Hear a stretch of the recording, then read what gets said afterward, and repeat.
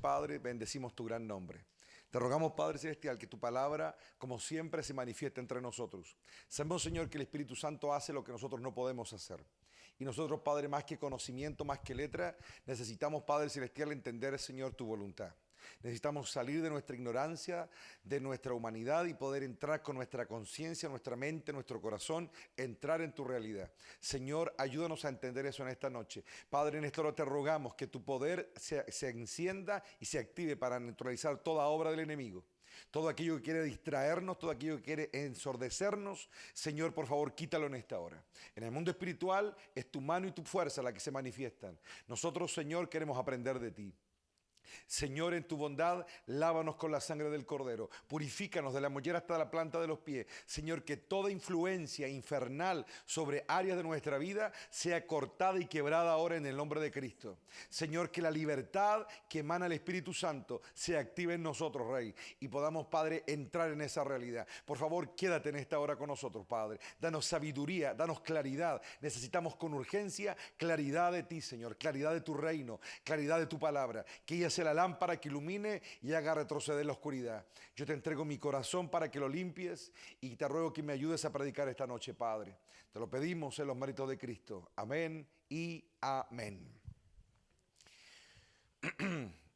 Cuando uno en la vida logra algo o logra concretar cosas en la vida, eso también trae consigo un peso de responsabilidad.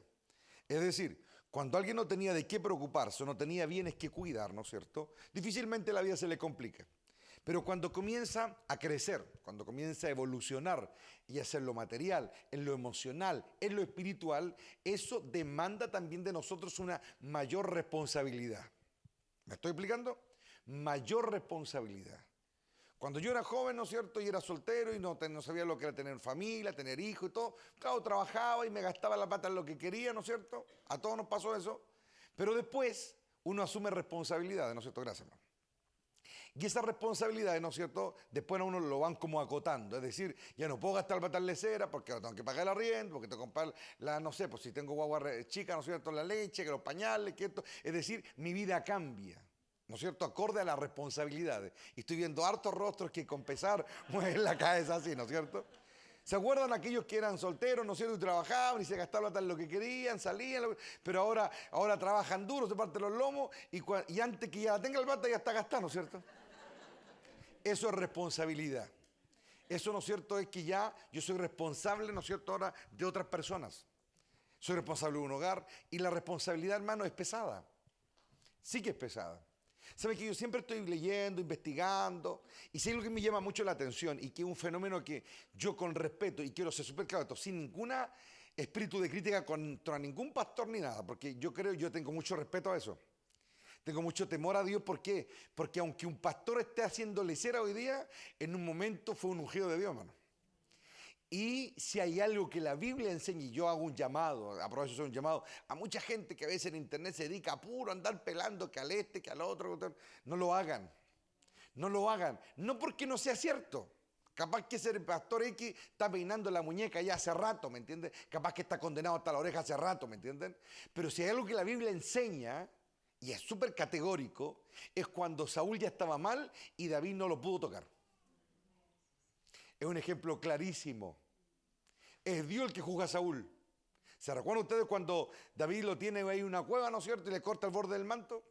Y sus amigos, los que están con él, ¿no es cierto? Le dicen, el Señor lo puso en tu mano, mátalo ahora, ¿se acuerdan? Y se acuerdan que David como que se vio casi tentado porque este otro ya le estaba haciendo la vida a cuadro, ya lo perseguía, lo calumniaba, lo quería matar, es decir, y cuando él se va acercando, algo ocurre. Eso es el sabio. Porque el que lo iba a juzgar era Dios. Pero yo observo a veces y miro cuestiones y no lo hago para sorprenderme a veces de las leceras que algunos pastores puedan estar diciendo hoy día, sino que lo miro con retórica, hermano. Lo miro con un espejo. Porque en un momento muchos pastores buscaban a Dios con sinceridad, lo anhelaron, se derramaron delante de Dios y Dios les dio algo, hermano. Les dio algo. Ahora, ¿por qué Dios lo hizo? Es un tema que a mí no me compete. Yo sería muy arrogante si queriendo tratar de explicar por qué Dios le dio, entre comillas, un grado de unción a un pastor X en algún país X, ¿me entiendes? Yo no estoy para eso, ¿me entiendes? Ni nadie está para eso. Eso es algo absoluto de Dios solamente.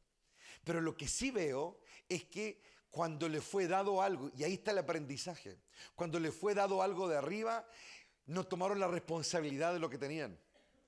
Y después, como decimos en Chile vulgarmente, se le rascaron los chivos para el monte, hermano. Y comenzaron a mezclar cuestiones, y comenzaron a irse por caminos oscuros, caminos de materialismo, caminos de fama, y de un montón de cosas, hermano. Y ahora, para nosotros, y por eso hay que ser sabio en esto, porque para muchas personas, quizá probablemente, es súper fácil decir, no sé, hacer un video, subirlo a YouTube, y ahí poner algunos versículos que la Biblia dice, los apóstatas, y llenarse la boca contra estos siervos, o ex siervos, como le quieran llamar, ¿me entiendes? Pero hay algo que uno tiene que entender en la vida. Para nosotros cuando leemos la Biblia, ¿no es cierto?, nos es muy fácil juzgar a un Caín, juzgar a un Judas, juzgar, no sé, a un Saúl, juzgar, no sé, a un falso profeta, a un Balaam. Es súper fácil, ¿me entienden? Porque estamos leyendo, por hermano. Pero nosotros, como decimos en Chile, no nos hemos mojado las patitas con esas realidades, por hermano.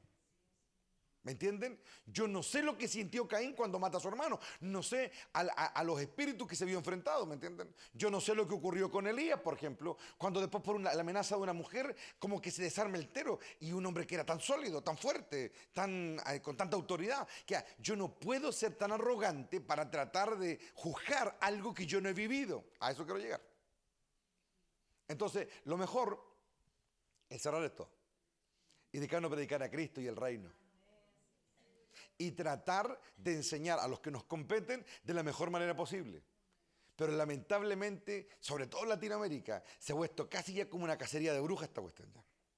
Usted ve internet y es vuelto cacería de brujas. Y ese terreno le gusta al diablo, hermano, le gusta. Esa cuestión contamina el alma. Esa cuestión envenena el corazón. Esa cuestión te siembra duda. Esa cuestión aumenta tu incredulidad. Esa cuestión te vuelve apático. Toda esa basura que sale, esa cuestión, y la gran mayoría de todo esto, entre comillas, que suben videos, ¿no es cierto?, lo dicen porque según ellos defienden la sana doctrina, o defienden el evangelio. Pero es tan evidente la basura que sale, hermano. Entonces, yo creo que hay que seguir el ejemplo de Cristo. En los tiempos de Cristo él tenía muchas personas a las cuales probablemente él pudo haberse puesto a desacreditar, pero él no vino a eso. Él vino a traer el reino de Dios. Si un hombre, no sé, un Benny Hinn, por decirlo así, que un tiempo bendijo mucho a Dios y después se apartó, se torció, mejor pidamos para que se arrepienta. Es mejor eso. O si un, no sé, pues un Marco Guido, cualquier otro, hicieron leceras después, es mejor que se vuelvan. Porque el día que tú caigas o el día que tú tropieces, te gustaría que otro pidiera por ti. Ese sería lo que tú querrías, ¿no es cierto? Entonces es sabio pedir eso. Y de esa manera levantamos muros contra toda una realidad espiritual que está más allá de nuestro entendimiento, está más allá de nuestra comprensión y que realmente es nefasta. Y la Biblia dice que Dios protege al que se mantiene en santidad. La Biblia dice que Dios protege al que trata de ser íntegro. Dios lo protege, pero Dios también ve esa arrogancia a veces en muchos, entre comillas, de sus hijos cuando quieren dárselas de espirituales juzgando al otro que está por allá, ¿me entienden? Que Dios los llame al arrepentimiento, es lo mejor, hermano, es lo mejor. Y lo que a nosotros nos compete es buscar ese reino que nos está siendo dado. Estar cerca de Dios a veces es súper confuso, hermano. ¿Y por qué es confuso? Por una razón muy simple, Dios es santo y nosotros somos pecadores.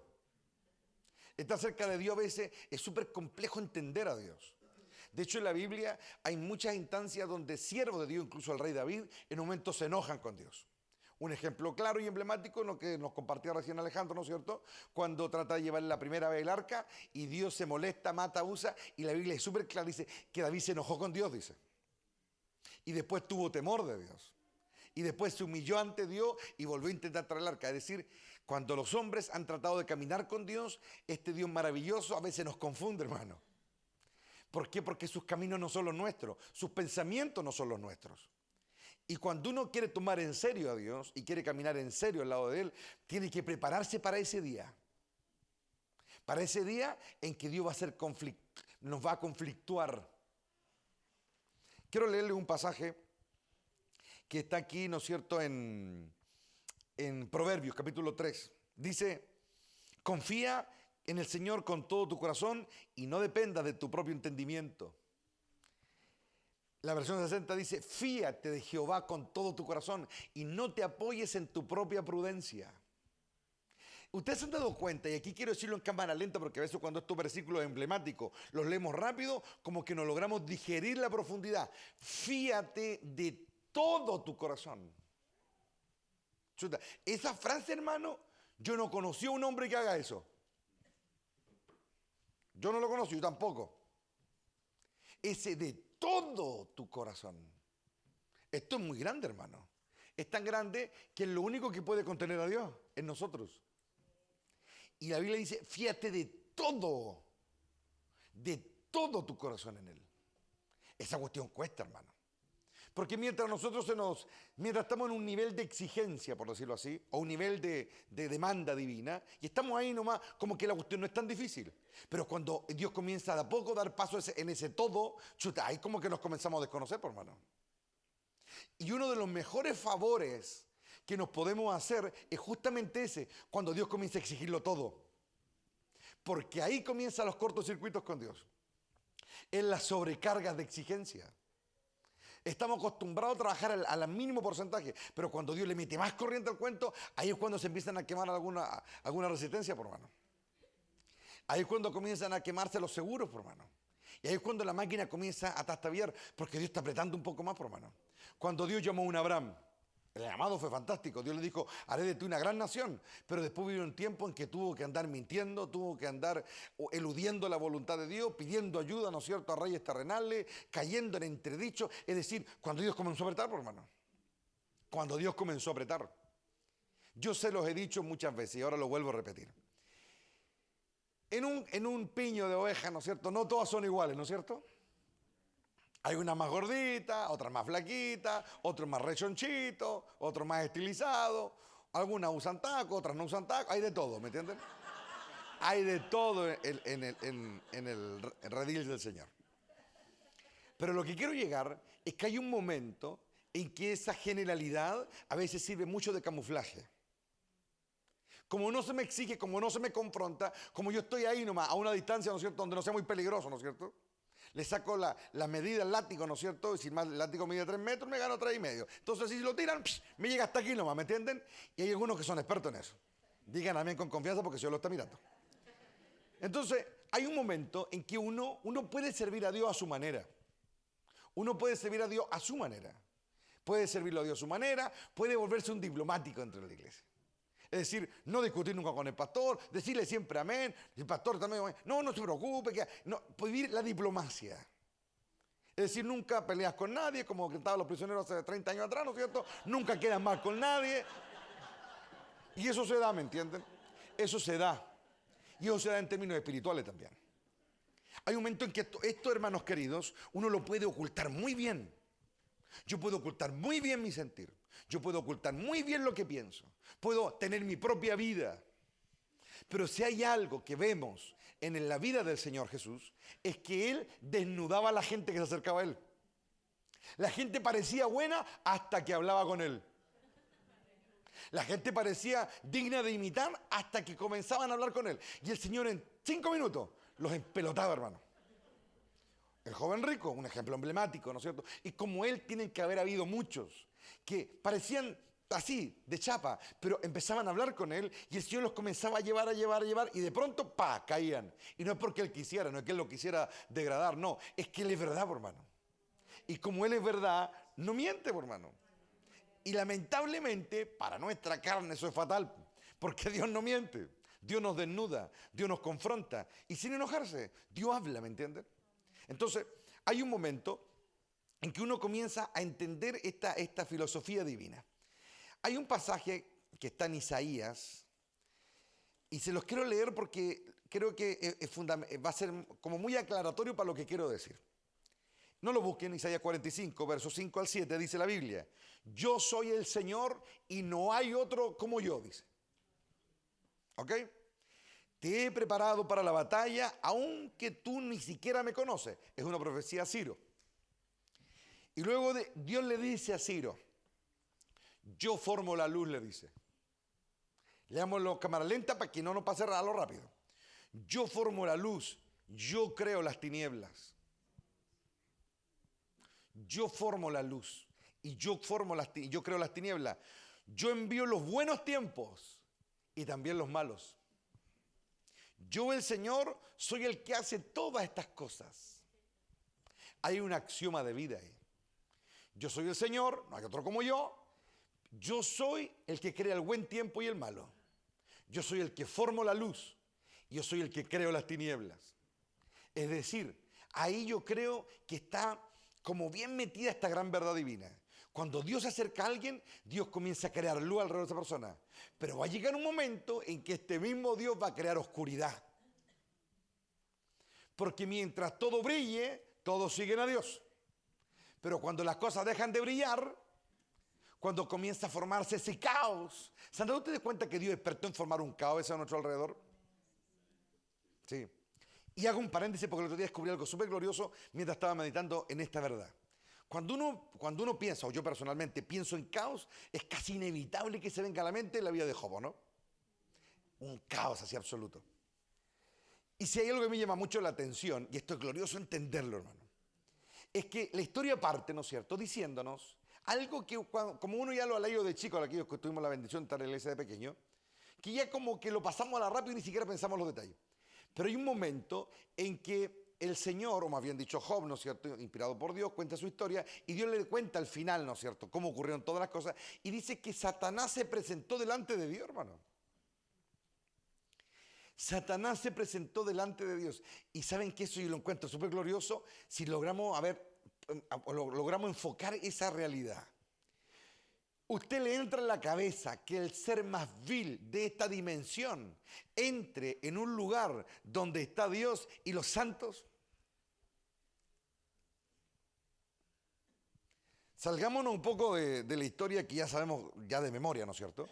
Y ahora entremos a tratar de entender un lugar de belleza inimaginable, un lugar de deleite inigualable, donde están los seres de mayor confianza de Dios. Recordemos que ya el Señor nos ha enseñado que no todos lo conocen en el cielo. Es decir, hay muchos seres espirituales o celestiales que sí, viven en el reino de Dios, pero no han tenido la oportunidad de entrar donde están y no lo conocen. Y Dios está, digámoslo, en un lugar donde entran los escogidos, por decirlo así, o los que han pagado un precio, ¿no es cierto? Y de pronto el diablo entra ahí. Entra ahí y comienza una conversación con Dios. Y saben que esa cuestión me llama mucho la atención a mí. Y cuando yo me puse a pensar en eso, me quedé meditando, repasando lo que uno ha leído, lo que uno ha aprendido con los años, etc. Y me quedé quieto porque en el fondo como que uno se puede inventar muchas razones, ¿me entiendes? Que Dios tenía un propósito, que Dios lo dejó. Ya, puras cuestiones terrenales nomás. Pero, hoy día les digo algo. ¿Saben por qué Dios la hace tan difícil ahora? ¿Por qué Dios ahora como que cada vez más incisivo con nuestros corazones? ¿Por qué la saca entre comillas tan larga para dar algo? Por ese día, por hermano. Por ese día. Y por muchos como ese día. Dios es tan justo aún con sus enemigos. Un día Luzbel se ganó el derecho de estar ahí. Él se ganó. Él sabe que es un ser no deseado en la presencia de Dios. Él sabe que entra ahí y todos lo odian. Él lo sabe. Pero Dios no lo puede echar. Porque Dios es justo. Porque Dios a él también le hizo recorrer un camino de trato y de paga de precio, de renuncia. Yo nunca te he fallado. Para llegar a ese lugar. Él sabe, el diablo sabe que no puede entrar a ese lugar a ir a compartir una bebida, por ejemplo. Ni hacer coinonía, ni hacer camaradería. Pero él puede entrar porque él se ganó el derecho a entrar. Él pagó el precio. Y eso no se lo van a quitar nunca. Dios justo aún con sus enemigos. Entonces cuando a veces Dios te pida algo que tú consideres, o que yo considere que es duro, o que es difícil, o que parece injusto, no digas que tú estás sentado ahí arriba en el trono y para ti es súper fácil decirlo. No, porque Dios es el primero que respeta su ley. Aun cuando a Él le desagrada. Y yo creo que logramos entender esta realidad. Para Dios, ustedes creen que era agradable que entrara este ser tan vil, tan traidor, tan apóstata, ahí frente a Él y tenés que aguantarlo. Pero el Señor no dejó que la ira lo embargara, sino que inició una conversación. El Señor sabía, ¿a qué creen ustedes que Él iba? ¿A qué iba el diablo ahí? Pregúntenselo. ¿A qué cree usted que va? Bueno, algunos dicen a tener la conversación. No, recordemos que fue Dios el que inició la conversación. Fue Dios que le preguntó de dónde vienes. Y él contesta de recorrer la tierra. Y fue Dios quien le apunta o le puntualiza la vida de Job. ¿Acaso no lo has visto? Le dice. Y ahí comienza la historia.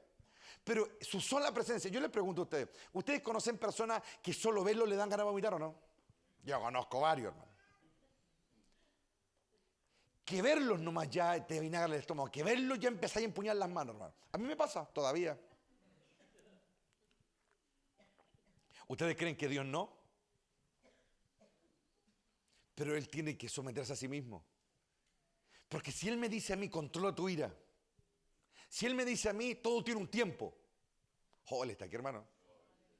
Él dice, para todo hay un tiempo. Y una de las cosas, personalmente, yo aquí le abro mi corazón, una de las cosas con las que yo a veces me conflictúo es con los tiempos de Dios. Porque yo soy acelerado. Me gusta hacer las cosas rápido. Y Dios no es así, hermano.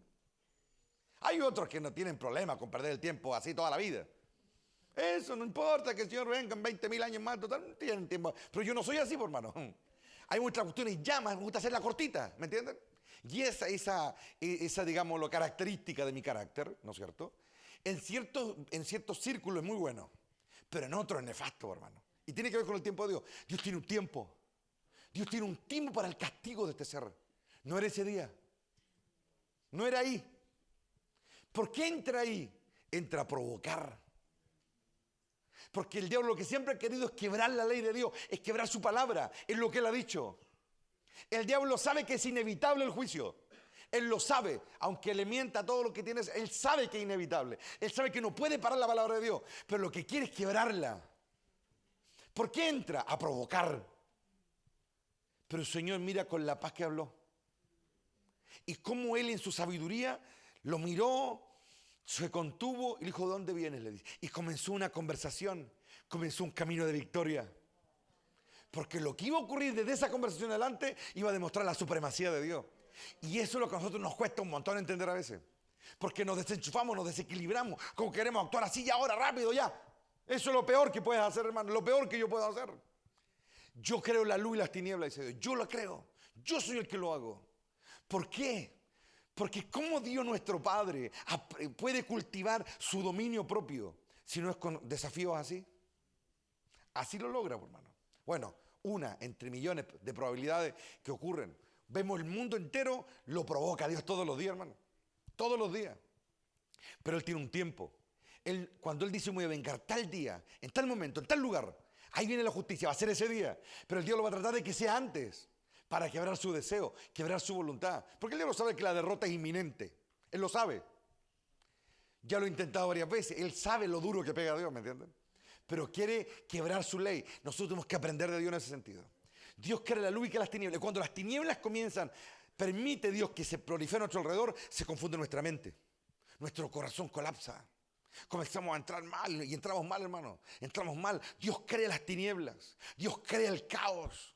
¿Y es por qué? Porque Él confía que hay algo que Él derramó en nuestro interior y que tiene que prenderse. Tiene como que vivir. No nuestras buenas intenciones, no nuestra gana, sino eso divino, eso que es su espíritu. Nosotros, nuestra gran lucha que aún tenemos con Dios, o que tenemos en nuestra vida, es que todavía somos muy nosotros. Es tan decepcionante, esa es la palabra. Voy a poner un ejemplo así, bien extremo. Cuando el profeta Dios lo toma, Dios lo usa, habla, Dios, es evidente que Dios ministró a través de él, pero después ese profeta en su vida natural hace leceras, por hermano. ¡Qué desequilibrio! Dios quiere transformarnos. Dios no quiere que la gloria nos tape. Dios no quiere que la gloria nos ilumine el rostro y todos nos prendan velas, ¿me entienden? Cuando uno ve los desvaríos que están haciendo algunos, es porque les cayó la gloria en un momento, pero después se volvieron locos con esa gloria. No la supieron cultivar, no hubo paz, no hubo sabiduría, no hubo trato, ¿me entienden? El trato que ellos buscaban era andar, ¿no es cierto?, de congreso en congreso buscando a alguien que le pusiera la mano encima, hermano. Y en muchas de esas instancias pasaron demonios más que Espíritu Santo, hermano. Porque la verdad de llenura es una cuestión sola, privada. ¿Me entienden? Es algo que viene de Dios, no viene a través de ningún hombre. Viene directamente de Dios. No es por voluntad de hombre que se derrama el Espíritu. Es por voluntad del Padre. Él lo da a quien Él quiere. Y no necesita a nadie para eso, ¿me entienden? A nadie. Ahora, Dios crea la luz y que las tinieblas. Cuando hay tinieblas rodeándonos, aprende a hacerte un autoescaneo. Date cuenta qué ocurre cuando Dios está dejando que las tinieblas proliferen. Pierdes las ganas, pierdes el anhelo, pierdes la perspectiva, pierdes la fe. Te comenzáis a extinguir, a apagar. Pero Dios está creando las tinieblas también. Porque hay un momento en que las tinieblas tienen que también tener su cuarto de hora, por hermano. Dios permite que proliferen, Dios permite que se formen. Y cuando se forman, uno sabe para dónde cortar, por hermano. Hay un momento en que todo se vuelve surrealista. Y eso es lo que le pasa a Cristo en el Getsemaní. Las tinieblas lo rodearon. Él en un momento, él dice, de su propia boca, dice, esta es la noche en que reinan las tinieblas, dice. Y cuando comienzan a reinar las tinieblas, vemos a un Señor que difiere mucho del que había sido los últimos 3 años y medio, hermano. Y bueno, el resto de toda su vida. Difiere, está dubitativo, está mal, está confuso, está con miedo. Es decir, todo eso lo está rodeando. Yo creo las tinieblas. ¿Me estoy explicando? Acompáñenme ahora a Primera Reyes 19. Vamos a leer la historia de un hombre que las tinieblas lo rodearon, ¿no? Primera Reyes, capítulo 19, verso 1. Dice: cuando Acab llegó a su casa, ¿no es cierto?, le contó a Jezabel todo lo que Elías había hecho, incluso la manera en que había matado a todos los profetas de Baal. Entonces Jezabel le mandó este mensaje a Elías: que los dioses me hieran e incluso me maten si mañana a esta hora yo no te he matado, así como tú los mataste a ellos, dice. Elías tuvo miedo y huyó para salvar su vida. Se fue a Beerseba, una ciudad de Judá, y dejó allí a su sirviente. Luego siguió solo todo el día hasta llegar al desierto. Se sentó bajo un solitario árbol de retama y pidió morirse. Basta ya, Señor, quítame la vida, porque no soy mejor que mis antepasados que ya murieron. Entonces se acostó y durmió debajo del árbol. Mientras dormía, un ángel lo tocó y le dijo: levántate y come. Elías miró a su alrededor y cerca de su cabeza había un poco de pan horneado sobre piedras calientes y un jarro de agua. Así que comió y bebió y volvió a acostarse. Aleluya. Entonces el ángel del Señor regresó, lo tocó y le dijo: levántate y come un poco más, de lo contrario el viaje que tienes por delante será demasiado para ti. Entonces se levantó, comió y bebió, y la comida le dio fuerza suficiente para viajar durante 40 días y 40 noches hasta llegar al monte Sinaí, la montaña de Dios. Allí llegó a una cueva donde pasó la noche. Él está aquí, hermano. Prepárate para lo que voy a oír ahora. Porque mientras yo estaba leyendo, eso me estaba hablando. Por eso yo dije, gloria a Dios, dije. Miren, a todo hombre le toca un juicio. A Cristo le tocó un juicio. Un juicio, y no el de los hombres. Un juicio donde Dios enjuicia. Todos conocemos la estirpe del profeta Elías. Lo duro, lo tenaz, lo fuerte que era. Y hubo un momento, y ahora le hablo a todos los demonios que andan dando vuelta aquí, porque andan harto por dando vuelta. Que escuchen bien lo que voy a decir ahora. Porque el hombre que está aquí no confía en su fuerza. Confía en aquel que da vida a los muertos. Miren, llegó un momento en que Elías, les dolió eso, hermano. Hay un momento en que Elías era fuerte, era seguro de sí mismo, no le tenía miedo a nada, porque Dios estaba con él. Dios hacía sentir su presencia sobre él.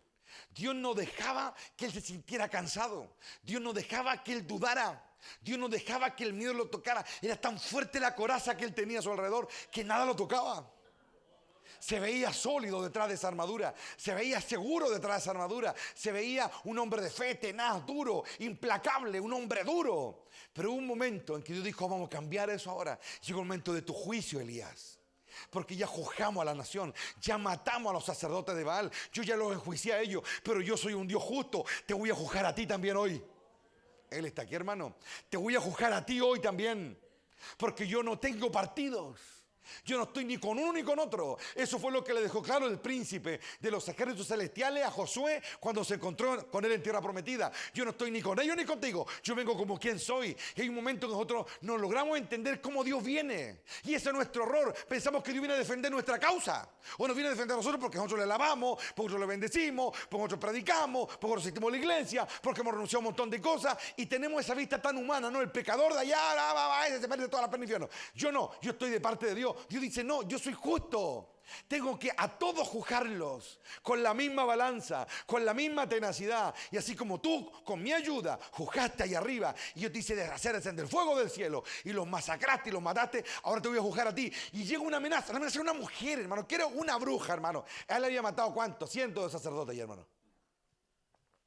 Pero una amenaza lo derriba. Y no es la amenaza, hermano. No es la amenaza, es que Dios decidió crear las tinieblas.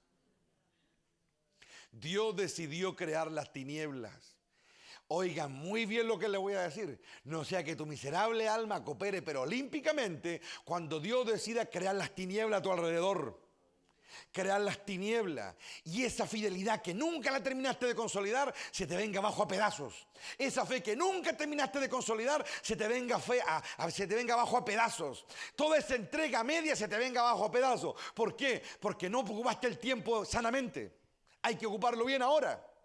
Elías se desmorona por una palabra, pero es que era más que una palabra, por hermano. Ahora no tiene la protección. Un hombre sin protección comienza a deprimirse. Un hombre sin protección comienza a arrancar. Un hombre sin protección comienza a dudar de todo. Un hombre sin protección se quiere morir. Un hombre sin protección dice: no soy mejor que mis antepasados. Lo dice con tanto dolor, con tanta amargura. Nótese. Con tanta derrota. No soy mejor. Es como que pareciera que estaba reconvencido que él era mejor que los antepasados, hermano. Y en un momento Dios lo hace ver esa realidad. Tú no eres mejor que nadie. Todo lo que has brillado, todo lo que te he usado, toda la autoridad, no es porque seas bueno para orar, no es porque te lo pase ayunando, no es porque estés solo, no, es porque yo te hice fuerte. Y ahora viene tu juicio. Te voy a juzgar tal como eres. Y este se quiere morir. Lo toca un ángel y no reacciona, hermano. Lo toca un ángel. ¿Cuántos de ustedes lo ha tocado un ángel? A nadie. Fuera de algún palmazo por ahí de repente, ¿no es cierto? Lo toca un ángel y no reacciona. Sigue con la misma actitud deprimida. Se quiere morir, no pesca. El ángel le cocina, le pone pan, le pone agua y no quiere y sigue durmiendo. Es decir, ese Elías tal como hermano. El gran Elías sin protección. El gran Elías, el gran profeta. Y Elías se ría, no, mira. El gran Elías, el gran profeta es un vil hombre nomás, por hermano. Y ahora entendemos las escrituras, por cuanto todos pecaron y están todos destituidos de la gloria de Dios. Todos destituidos. Qué glorioso entender eso. Para mí, hermano, es liberador. Para algunos probablemente puede ser ofendedor, pero para mí es liberador. ¿Por qué? Por cuanto todos pecaron, todos están destituidos. Pero Elías era un tremendo hombre de Dios. No lo podemos bajar del nivel en que Dios lo tiene. Pero hoy lo estamos viendo como es, hermano. No quiere nada, no reacciona, se quiere morir, deja todo, deja a sus discípulos botados, sigue el desierto, se quiere morir, está en una agonía tan profunda, hermano, espiritual. Dios está creando tiniebla alrededor de él. Y eso es lo glorioso de esta gran lección. Aquí lo glorioso, hermano, no es solamente de que Dios lo alimenta, que Dios lo lleva allá a la montaña, que Dios le habla, ¿no es cierto?, el terremoto, el fuego, el viento. No, es más que eso, hermano. Es lo que está pasando en su corazón. Eso es lo importante de esto, lo que está pasando en su interior. Esas tinieblas, está aquí, hermano, esas tinieblas no las puede superar. Esas tinieblas lo tienen sometido. ¿Y cuánto creyente ha caído de la gracia cuando las tinieblas Dios ha dejado que se forjen alrededor de él? ¿Y saben por qué? Porque no están acostumbrados a tener el rugido de los demonios aquí al lado.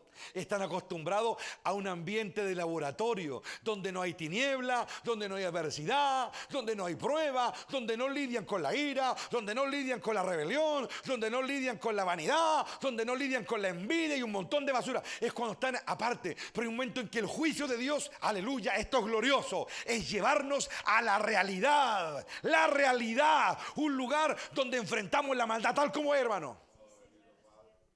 Y ese hombre que hacía bajar fuego del cielo, ese hombre que decía: si soy profeta de Dios, que baje fuego y los queme. ¿A dónde está ahora? ¿Dónde está ahora? Duditativo, alicaído, derrotado, desmoralizado, se quiere morir. Que yo creo que no se mató porque no llegó a ese límite, pero yo creo que sí pasó por su mente. Y es bueno cuando Dios crea las tinieblas a nuestro alrededor. Y vemos que ya no somos la octava maravilla del mundo, que ya todo no es tan jajá. Y algunos no quieren ver eso. Hoy le digo a los corazones que no quieren ver eso. O otros tontos que ni siquiera les interesa, hermano, porque están tan en lo básico. Pero ahora yo le voy a hablar a los que van a comenzar a subir esta montaña. Van a enfrentar esa oscuridad. Van a enfrentar esa oscuridad. Y el Espíritu Santo los va a probar acá adentro. Y le va a decir: a ver, ¿de dónde estás agarrado en realidad? ¿De qué justicia estás agarrado? ¿De la tuya o de la mía? ¿De qué palabra estás agarrado? ¿De la tuya o de la mía? Y ahí van a empezar a demudarse los rostros, por hermano. Y eso es lo que hace Cristo cuando se acerca. Comienza a demudar los rostros, por hermano. Comienza a sacar lo malo que hay en ellos también. Porque del corazón del hombre sale lo malo y lo bueno. Cuando Dios se acerca, puede sacar algo muy bueno de alguien y puede sacar algo terrible de alguien también. Y en ese momento, cuando Dios crea la oscuridad y toda esa maldad que nos comienza a colapsar y se nos comienza a filtrar por todas partes, cuando en ese momento cobran valor las palabras del rey David. Señor, ¿de dónde viene mi socorro?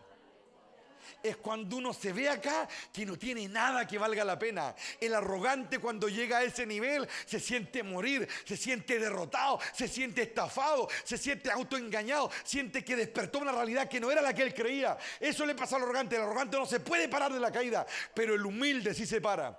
Al humilde también le ocurre lo mismo. Al humilde también la maldad lo rodea. Al humilde también la maldad le muestra lo débil que es. Pero el humilde de su interior, cuando la oscuridad rodea, aleluya, es la gloria de Dios, hermano. Cuando nuestro rey estaba en el Getsemaní, bendito Adonai, cuando él estaba en un momento no tenía nada, no había milagro, no habían palabras de sabiduría, no habían palabras geniales que salían de su boca, no había nada, era pura derrota, pero en un momento de su interior él clamó. A mí me tocó mucho cuando vi la primera vez la Pasión de Cristo, hermano. Y cómo parte Mel Gibson tan magistralmente con la oración del Señor. Elohim Adonai le decía, sálvame ahora, le decía, porque tú eres mi refugio, tú eres mi fortaleza. Y citaba puro salmo uno tras otro. Él se sentía mal, se sentía derrotado, se sentía que no estaba dando la medida, no quería que lo vieran así. Él se daba cuenta lo mal que estaba. Pero en ese momento tan angustioso, él fue mejor que Elías. Él no mintió cuando habló a la puerta del templo y dijo, yo soy más grande que Salomón, soy más grande que David, soy más grande que cualquiera. Porque él, al ver todo eso, él pudo haber sentido humillado, pudo haber sentido degradado, pero no, dijo, pidió socorro a Dios. Y le dijo, Señor, ayúdame ahora, dame tu fuerza ahora. Qué glorioso es para los santos cuando sienten esa realidad. Ahí en ese momento es cuando comienzan a nacer. Ahí comienza a forjarse algo eterno, hermano. Es terrible, es duro, es totalmente angustiante, pero ahí nace la realidad, hermano. Y cuando Elías está ahí muriéndose, mire lo que hizo Dios. Está glorioso, hermano. Dios le dio pan. Dios le preparó pan ahí al lado de él. Envió un ángel, sí, esto es una tipología sin lugar a duda. Dios envía un ángel, el ángel prepara todo, pero eso es algo espiritual, hermano. Si lo físico es físico, no es materia, ¿no me entienden? Saquemos la materia de la ecuación. Cuando yo estoy mal, lo único que a mí me va a levantar para seguir caminando es su palabra. Es su palabra. Y no estoy hablando del simple acto de leer la Biblia, no, es más que eso. Es su palabra. Esto es letra, su palabra es más que esto. Esto, pero es más que esto. La letra es letra nomás, la letra mata, como dijo alguien por allá, pero la palabra da vida. La palabra vivifica y Dios lo alimentó, aleluya. Y Dios nos alimenta cuando estamos mal. Dios te va a alimentar cuando estás jodido. Dios te va a alimentar cuando ya no tenés ganas. Dios, la única manera de ayudarte, aleluya, va a ser alimentarte. Va a ser darte su palabra, darte el maná, comida de ángeles. Te va a bajar un ángel a darte la comida. Eso es lo que tienes que pedirle. Dame el pan nuestro de hoy. Dame el pan de este día. Dame el pan de este día. Él está aquí, hermano. Dame el pan de este día. Oh, bendito Adonai. El pan nuestro de cada día va más allá del sustento material que nutre el vientre, ¿no es cierto? Tiene que ver con algo espiritual. Dame el pan de este día. Cuando estás mal, dile, dame el pan de este día. Estoy angustiado, estoy debilitado, estoy confundido, estoy cansado, estoy hastiado, pierdo el norte. Dame el pan de este día. Y el ángel va a bajar a darte el pan de ese día. Dame el pan de este día. Y la Biblia dice que ángeles descendieron y alimentaron a nuestro rey en el Getsemaní y lo servían en ese lugar. ¿Por qué? Porque él pedía pan. Él pedía pan. El pan de este día, dámelo. Yo soy Dios, dice el Padre. Yo creo la luz, pero el día en que yo creo las tinieblas. Y cuando vengan las tinieblas por designio mío sobre ti, pídeme pan. Eso no te lo voy a negar. Pídeme pan, porque si un hijo le pide a su padre un pedazo de pan, no le va a dar una piedra, oh gloria. Si le pide un pez, no le va a dar una serpiente. Dios te va a dar pan, oh bacandaray sabá. Que las tinieblas se revuelquen, porque la verdad de Dios nos hace libres. Esta es la verdad, este es el reino, esto es lo contundente. Es cuando ya no hay de dónde agarrarse, cuando lo único que quiero es morirme en un desierto. Cuando siento que no tengo la fuerza, que no tengo la capacidad, que no sé para dónde cortar, que ya lo he probado todo, pide pan. Ese pan que es para ti. Cierra tus ojos. Aunque no tengas fuerza para leer, Él va a traer la palabra otra vez. Él va a tomar esa letra que está grabada en tu mente y la va a volver palabra, Conichona. La va a volver palabra, hija. La va a volver comida. Y esa comida te va a saciar. Esa comida te va a poner de pie. Esa comida te va a sanar en medio del conflicto, en medio de la lucha, en medio de la adversidad. Puede ser que llegue un momento en que te quieras morir, hermano. Que te quieras morir. Pero eso no es pecado. El pecado es no querer comer. Eso es pecado, no querer comer. No es pecado sentirse débil. No es pecado sentirse tentado. No es pecado sentirse confundido. El pecado es no comer. Come pan. Come pan, pídele a Dios, dame hoy el pan que necesito. Dame la palabra que va a despejar mi camino. Y una palabra de Dios, una palabra va a hacer que millares de tinieblas retrocedan. Una palabra de Dios, una verdad de Dios va a hacer que las mentiras caigan.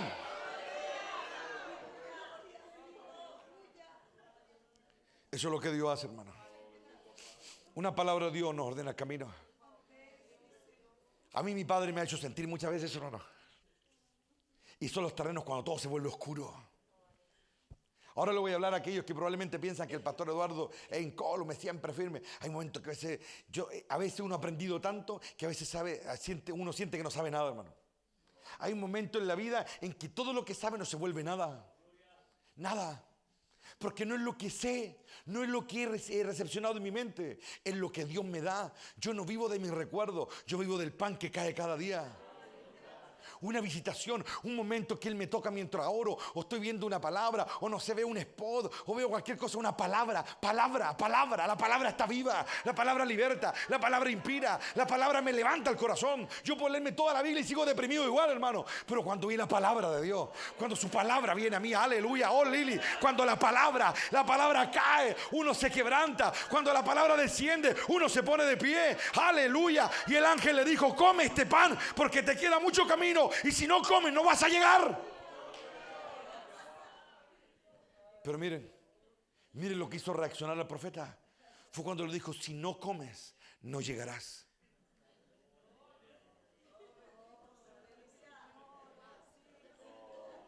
Elías también se sintió derrotado como nosotros a veces. También se sintió sin ganas. Pero cuando oyó esa palabra, eso como que fue como un clic dentro de él. Si no comes no vas a llegar, Elías. Era el gran profeta Elías. Si no comes no llegas. Y como que esa cuestión lo hace reaccionar, y se puso de pie como pudo ante una opresión para nosotros indescriptible a nuestro entendimiento, hermano. Se puso de pie y comenzó a comer. Pero era más que comer, hermano. Era más que saciar el hambre. Quería llegar, aleluya. Quería llegar, estaba sin fuerza, estaba sin ganas, pero quería llegar Moisés, quería llegar Conichona, quería llegar. Y cuando le ponen el pan que lo va a hacer llegar, comenzó a comerlo como pudo. Ya no tenía fuerza. Él solo lo tenía, pero ya molido en el desierto. Las noches estaban ahí, pero comenzó a comer. Voy a llegar, dijo. Y comenzó a comer para llegar. Era la última carrera de su vida. Era la última carrera. Era la última meta en su vida. Era la última meta, el último propósito era llegar. Había proclamado el reino. Había enfrentado la maldad. Había matado a los falsos sacerdotes. Había hecho mucho, pero su gran carrera era llegar. La gran carrera fue llegar al monte de Dios. La gran batalla fue llegar donde Dios estaba, y llegó a ese lugar. Llegó a ese lugar. Dios un día me hablaba y me decía que lleguen a ese lugar. La última carrera es la más difícil. No es predicar, hermana. Pero algunos que ya dejaron de predicar porque no es lo que les toca, van por un desierto corriendo. Y esa comida lo comenzó a hacer correr Elías. Y comenzó a correr. Esa palabra en su interior lo liberó. Aleluya. Qué glorioso que es esto, hermano. Qué glorioso eso, Pedro, pescador de hombres. Qué glorioso entender eso. Qué glorioso entender eso. Dios al arrogante lo deja solo. Al humilde Dios lo bendice, hermano. Al humilde Dios lo vitaliza. La mayor bendición del humilde es que puede oír realmente lo que tiene que oír. El arrogante escucha, se puede incluso gozar, pero no está entendiendo nada. Pero el humilde acá adentro está comiendo. Y ese pan lo puso de pie al profeta y comenzó a caminar. Aleluya. Oh, bendito Adonai. Si alguien pregunta, oh, él está aquí, hermano, quizás dirán, el gran poder de Elías fue el fuego que hizo descender del cielo. Pero si él bajase hoy aquí y le preguntásemos, yo creo que nos diría, mi gran milagro fue no rendirme en el desierto y seguir corriendo y seguir llegando hasta donde estaba Dios y comer el pan que me dio la victoria. Eso es el gran milagro. Dios crea la oscuridad. Dios crea las tinieblas. Come el pan. Come el pan. Oh, Jorgito, come el pan. Come el pan. Come el pan, Conillona. Come el pan. No dejes que el caos te envuelva. Come el pan, hija. Come el pan. Sigue corriendo. Sigue corriendo. En ese desierto no te puede matar. Porque Dios no ha puesto una carga más pesada que la que podemos llevar. El Señor no abandona ni desampara lo que Él creó, lo que Él llamó, por lo que Él dio la vida. Él sigue sustentando a los santos. Los que han entendido, vengan aquí hoy. Oh, aleluya, hermano. Él crea las tinieblas. Él las crea. Y cuando Él las crea es porque va a sacar algo debajo de la manga, hermano. Cualquiera que hubiese visto a Elías hubiese dicho, viéndolo hacer bajar fuego del cielo, aquí ya culminó su llamado. Y algo más grande que esto no puede hacer. Pero había algo más grande. Según los hombres, lo otro es lo fantástico, lo extraordinario. Y sí, sin lugar a dudas fue glorioso. Pero para Dios lo más fantástico fue que Elías se parara en el desierto y no se rindiera. Y Dios lo ayudó en eso. Oh, sí, Padre. ¿Sabes qué me está diciendo el Padre ahora? ¿Creen que es difícil hacer bajar fuego sobre una montaña y encender un azar que lo remojan con agua? ¿Saben qué es lo difícil? Me está diciendo. Es hacer bajar fuego sobre un corazón. Eso sí que es difícil. Y sobre todo sobre uno que me conoce y quiere morirse. Eso sí que es difícil. Porque yo no lo puedo obligar. Yo solo lo seduzco, dice Dios. El reino es de aquellos que entienden que Dios nos llamó a nosotros a vivir. Pero esa vida tiene que ponerse a prueba.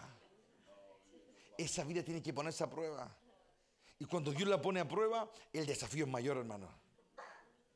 Y si uno no aprende a lidiar con la oscuridad. Yo aquí me he subido muchas veces. Han habido días en que Dios está despejadito todo. Y yo lo siento. Yo no le doy mucho alarde a los demonios. Pero hay días como hoy en que yo me subí que yo podía sentir que había más demonios que gente aquí, hermano. ¿Y saben por qué uno lo sabe? Porque uno se pasó media vida buscando a Dios, hermano. Uno lo siente.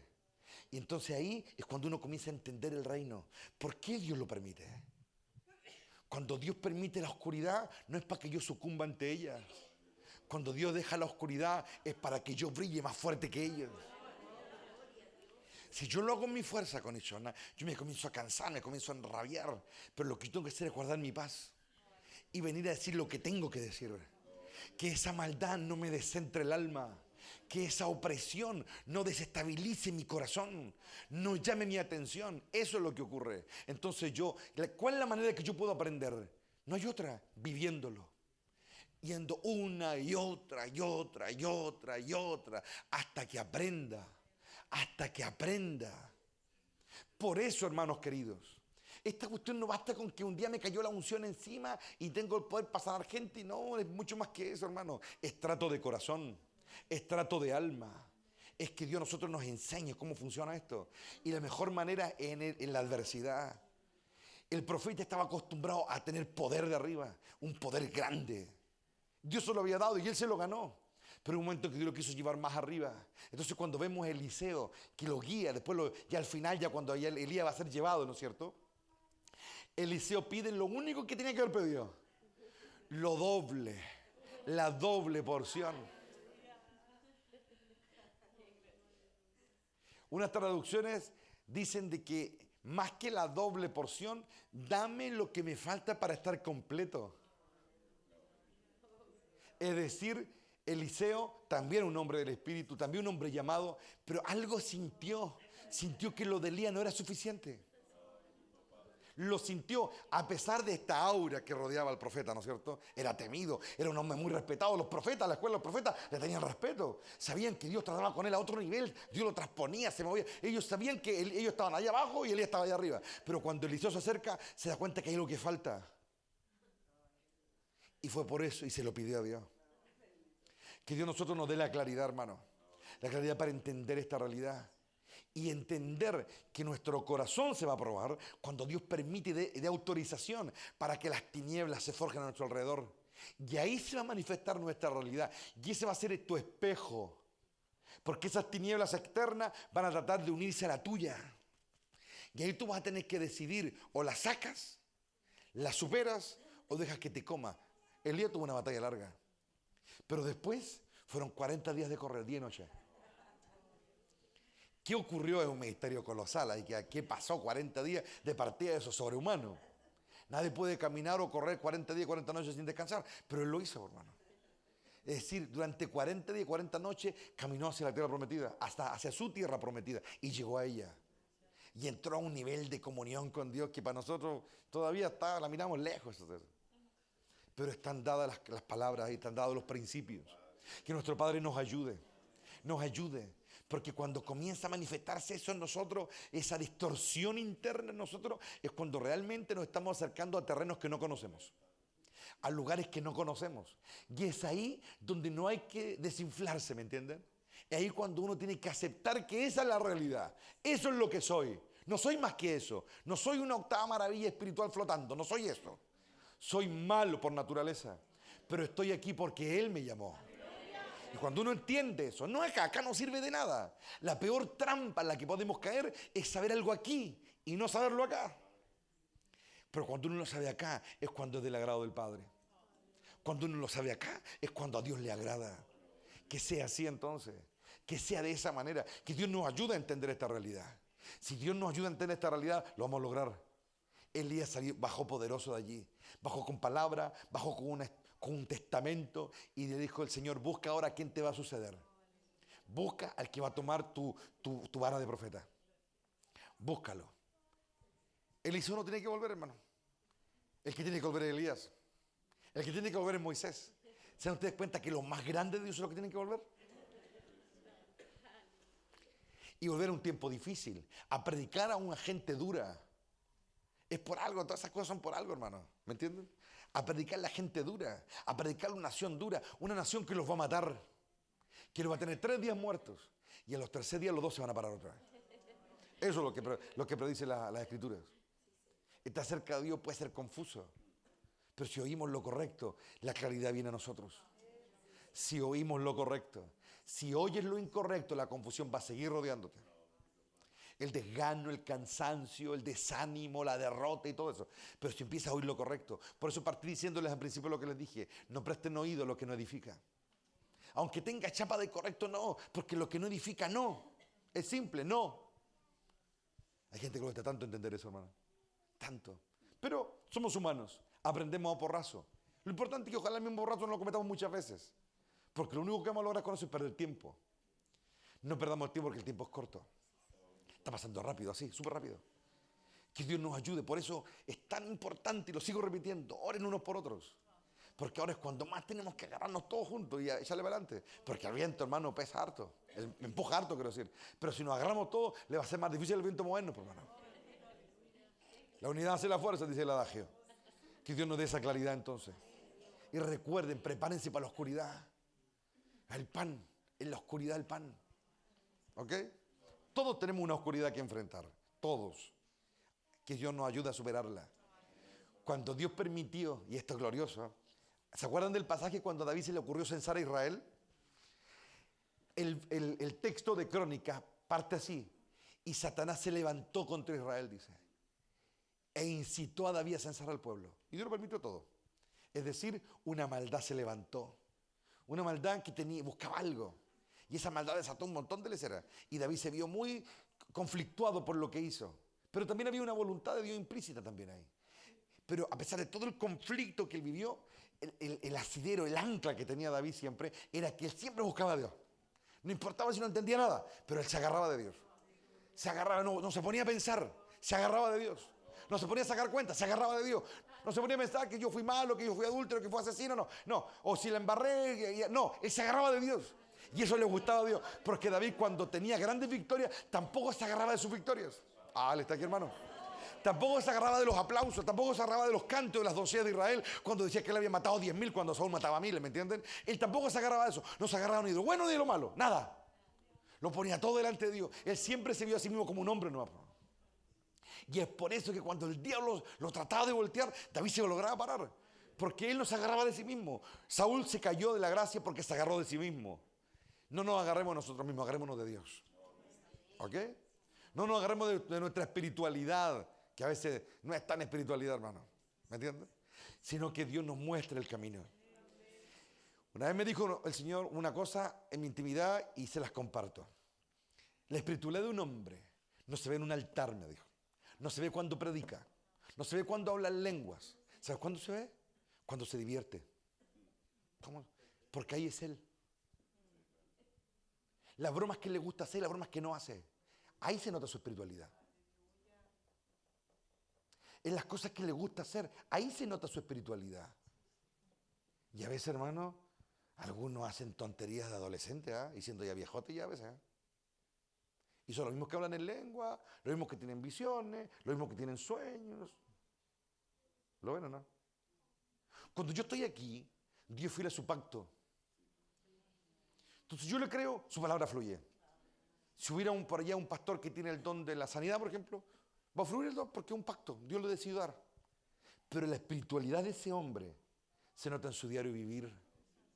En su diario vivir. Se nota su madurez en sus gustos. En cómo actúa, de qué se ríe, de qué habla. ¿Me entienden? Que Dios nos ayude a tener claridad en eso, hermano.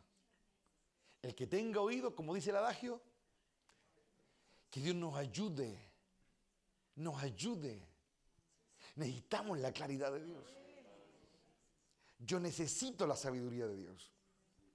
No me quiero apoyar, como advierte Proverbio, en mi propia prudencia. Quiero apoyarme en Él. Porque cuando yo me apoyo en la prudencia de Él, Dios respalda y Dios lo siente. ¿Y saben qué es lo que por eso Dios es tan fantástico también? Porque Dios no necesita que alguien le dé testimonio de nosotros. Él nos mira y nos cazó al tiro, hermano. ¿Se dio cuenta el tiro? Si estamos medio ahí, ¿no se da cuenta el tiro? Por eso es tan importante buscar el beneplácito de Él. Buscar la aprobación de Él. Buscarla. Pero las malas conversaciones corrompen el alma. La corrompen. Las vanas conversaciones corrompen el alma. Y cuando uno se sienta a la mesa, esas vanas conversaciones quedan dando vuelta en el aire. Y traen tensión. Las vanas conversaciones. El Espíritu, cuando yo me siento a la mesa, me escudriña acá adentro. El que tenga oído que escuche y que se dé cuenta de que las cosas para un ungido son súper evidentes. Súper evidentes. Porque eso es gracia. Eso es respaldo. Pero Dios no avergüenza. Porque Dios quiere que la gente se convierta sola de su mal camino. Que vea su maldad. Y que converse esas cosas. Porque para Dios no es de haber descubierto el fuego. Porque Él siempre lo supo. Siempre lo vio. Siempre. Pero muchas veces nosotros nos sentamos a la mesa y nunca arreglamos esas cosas con Dios. Y seguimos siendo los humanos que somos. El profeta Elías del que estoy hablando era un tremendo hombre de Dios, sin lugar a duda. De los grandes de Dios, sin lugar a duda. Pero si le pasó lo que le pasó, hermano, y vivió esa humillación, porque fue una humillación esa, fue como, ubícate, mira lo que está pendiente acá adentro. Ojo, no me estoy comparando con él está por ahí arriba, ¿me entienden? Pero comparado con Dios, habían cuestiones que no estaban bien. Que no estaban bien. Y eso son las cosas que hay que arreglar. Su palabra se va a cumplir siempre. Siempre se va a cumplir. El que quiere elevar su alma a cosas vanas, cada vez se va a enfriar más. Y cada vez se va a volver más corruptible. Se va a corromper más rápido. Va a tratar de recuperarse, pero la corrupción va a ser más rápida. Pero el humilde, que también es malo, porque ya quedó claro que no hay ninguno bueno, la diferencia es que Dios lo va a ayudar. Y de eso se trata esto, de que Dios ayude. Que Dios ayude. Dos no andan juntos si no están de acuerdo, hermano. ¿Cuántos amigos tendría Judas dentro del grupo? No estoy hablando de los 12, hablando de ¿cuántos amigos tendría? Yo creo que harto, ¿ah? Habían hartos que ni siquiera les chocaba hablar con él. Pero claro, como era uno de los discípulos, era uno de los 12, y también había hecho milagros también, pero nunca cacharon pues, que había una cuestión que no estaba bien con él. Entonces por eso eran cerca de 500 a los que Jesús aparece y quedan 120, por hermano. Hay que usar la lógica, no, no hay que ser muy inteligente para eso, ni ser profeta, es una cuestión obvia. Obvia. Los corazones corruptos se buscan. Se buscan. Y los corazones que quieren buscar el reino también. Insisto, somos todos malos, no hay ninguno justo aquí. Pero hay un pecador que Dios ama y hay otro pecador que Dios aborrece. Y no tiene que ver con las acciones, tiene que ver con el sentir. El que tenga oído que escuche. Que escuche. Porque esto yo no pensaba decírselo. Pero por algo nuestro Padre me está diciendo que se lo diga. Porque yo siento la presencia de Dios mientras se los digo. Se trata de eso. Bienaventurado el que entiende estas palabras. Porque Dios nos prueba, hermano. Dios nos deja solos a veces. Para ver qué hacemos. Nos deja solos así. Pareciera que estamos botados. Para ver qué hacemos. ¿Para dónde se va esto? Esto. ¿Para dónde se va? Dios dejó a Abraham en una sequía. Para ver para dónde se iba, hermano. Dios dejó a David solo en las tentaciones. Para ver para dónde se iba. Lo dejó con una derrota. La muerte de Usa y un montón de conflictos. Para ver para dónde se iba. ¿Y para dónde se fue?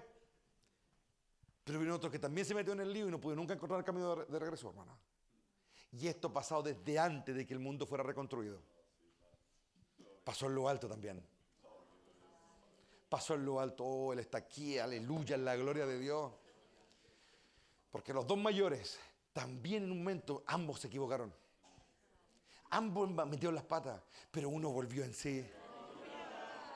Uno dijo, volveré a la casa de mi padre y le diré que no soy digno y le diré que me haga siervo. Es decir, estaba decidido a partir de abajo, de cero. Perder todos sus títulos, perder su nobleza, perderlo todo, pero estar de vuelta. Y hubo otro que prefirió quedarse con lo que tenía y mandarse a cambiar. Y hacer la guerra y más encima tratar de derrocar a Dios. Es decir, esta cuestión no es un cuento nuevo, hermano. Esto es súper antiguo. Ha sido de siempre así. Y cuando vayamos ante nuestro Padre, quizás qué historia nos va a contar el que pasaron también. Pero los principios son los mismos. Dios crea la luz y Dios crea las tinieblas. Porque cuando crea la luz es para dar, es para nutrir. Y cuando crea las tinieblas es para ver si la valoraron. El que tenga oído que escuche. ¿Lo ven o no? Hermanos queridos, esto ha sido siempre así. David tenía 30 valientes. Uno de ellos, uno quizás de los más prominentes en importancia, no quizás en unción, pero sí en prominencia, fue Joab. Pero algo pasó, hermano. Algo ocurrió. Él sabía que David era el ungido, ¿lo sabía? Él sabía que Dios tenía algo con él, lo tenía todo claro.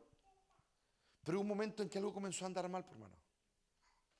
¿Lo ven? Algo comenzó a andar mal. El reino de los cielos, los que entienden esto, entienden lo que viene. Hay cosas que se heredan, hermano. Yo sé lo que les digo. Yo he visto familias enteras malditas. Y he visto familias enteras benditas, inclinadas hacia lo bueno. Yo no soy tonto. Yo sé mi herencia espiritual y mi herencia terrenal. Y mi influencia también. Y yo decido romper eso o cambiarlo. Porque sí, nuestra vida es muy compleja. Es muy compleja. Y Dios no nos quiere complicar la vida revelándonos todo. Porque ahí sí que entraríamos a un caos del que no podríamos salir, hermano. Nos dice ciertas cosas para darnos un camino, para endilgarnos, como dicen en el campo, pero no dejarnos confusos con tanto conocimiento y tanto entendimiento que nos saturaría. Nos saturaría. Por eso Él dice, crean lo que yo digo. Crean. Porque nuestra naturaleza, muy humana, es dudar de todo, hermano. Y hay ciertos territorios en el mundo donde hay ciertos espíritus que dominan, pero predominantemente. Chile, ¿saben cuál es uno de los demonios que domina Chile? La desconfianza. La desconfianza y el individualismo son potestades que gobiernan este país. Para todas esas cosas, si no hay que ser profeta, hermano. Alguien te quiera vender algo barato. ¿Qué es lo primero que piensas? ¿A dónde me están jodiendo? Eso es algo que está en toda la sociedad chilena. La desconfianza. Porque ese espíritu ya está dominando. Como es evidente, por ejemplo, que en el pueblo mapuche, el espíritu que los domina es la rebelión. Pero así, es evidente eso.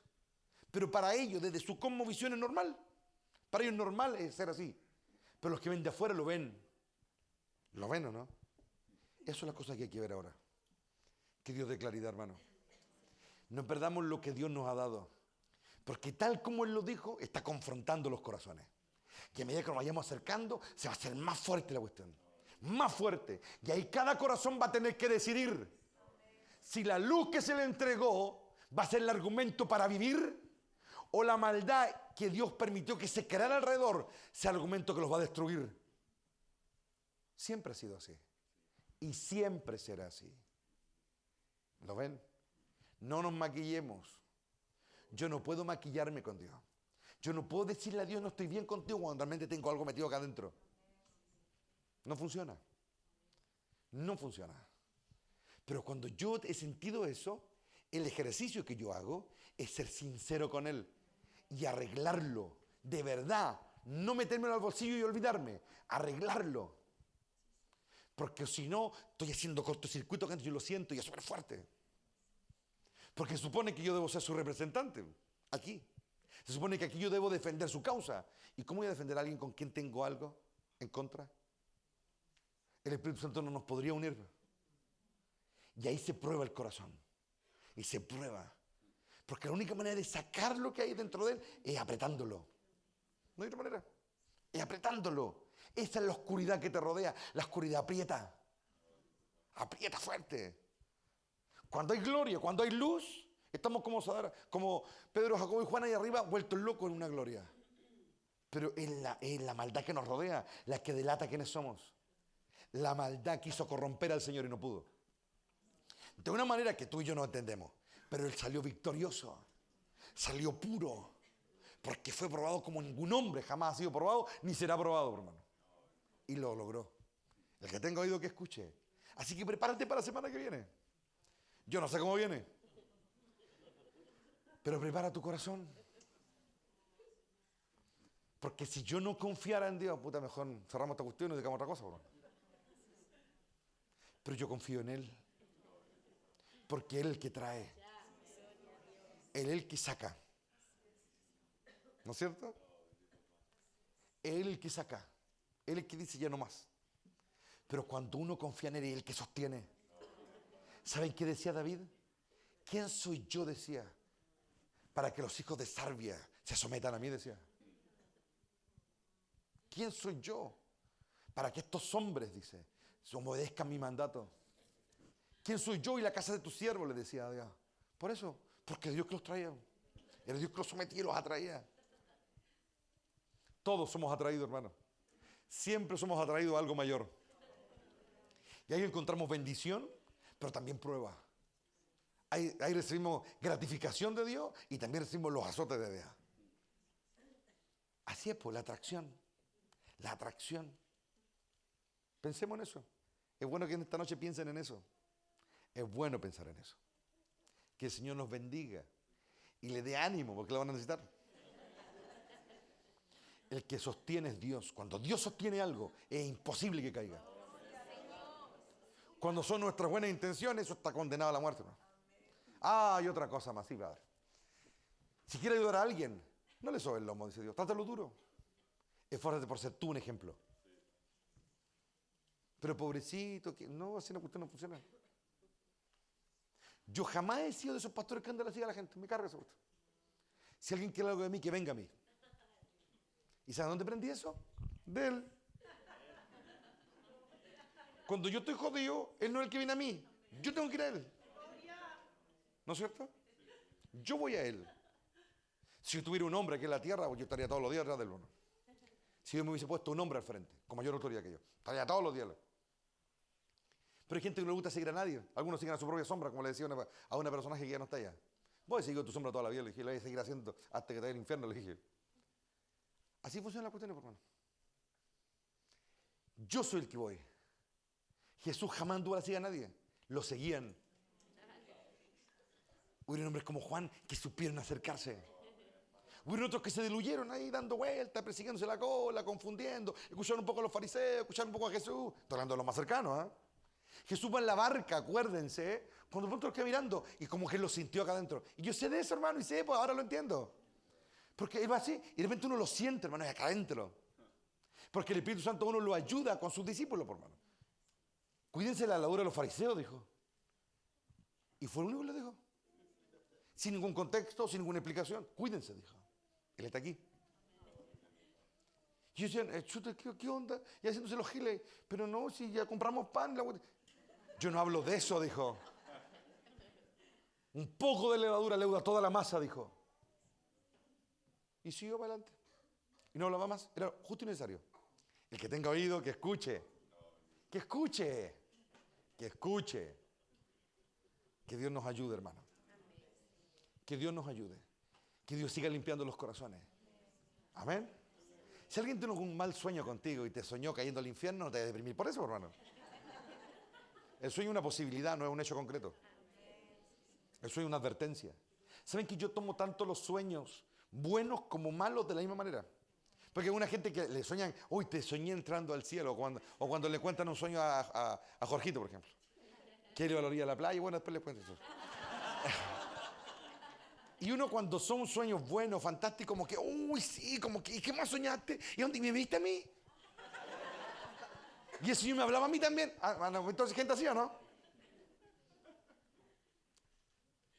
Y es como que se notan tanto, como que necesitan tanto, que en un sueño Dios les muestra que van entrando a la gloria. Así, las trompetas tocándose, el Señor diciéndole, entran en el gozo. Y como que eso, ¡ay, menos mal!